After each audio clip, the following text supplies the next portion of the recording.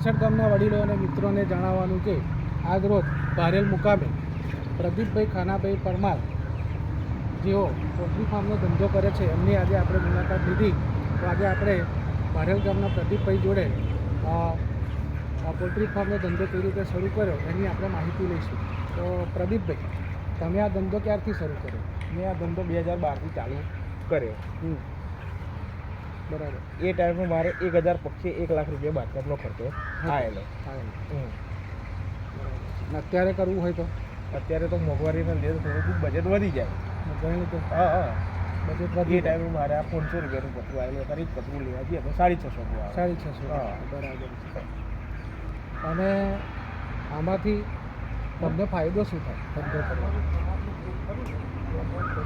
આમાં કેવું કે લાઈવ બર્ડ. લાઈવ બસ. હા, આમાં વેધર વધારે ક્લાઇમેટ જે ખરું ને એ સારું ક્લાઇમેટ હોય આપણે તો બેનિફિટ વધારે મળે.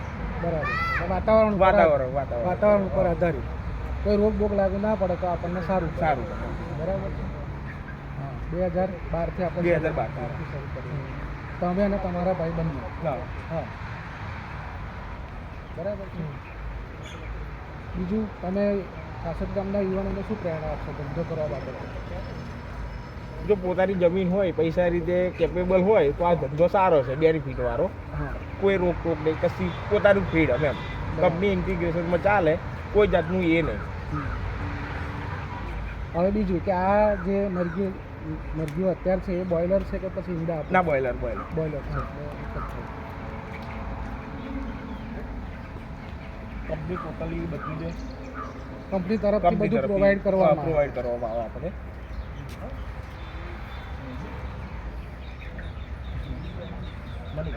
મનુભાઈ, તમે આ ધંધો ક્યારથી ચાલુ કર્યો બંને ભાઈઓ? અમે 2012થી જ કરેલો. હા, તો આ જે ભારેલ ગામના બંને યુવાનો છે ને બંને ભાઈઓ છે બંને જણાએ 2012થી આ ધંધો શરૂ કર્યો છે. હા, તમે શું અનુભવો કહેશો? આમાં તો સરસ અનુભવ છે. બરાબર. ફાયદો થાય છે? ફાયદો થાય છે.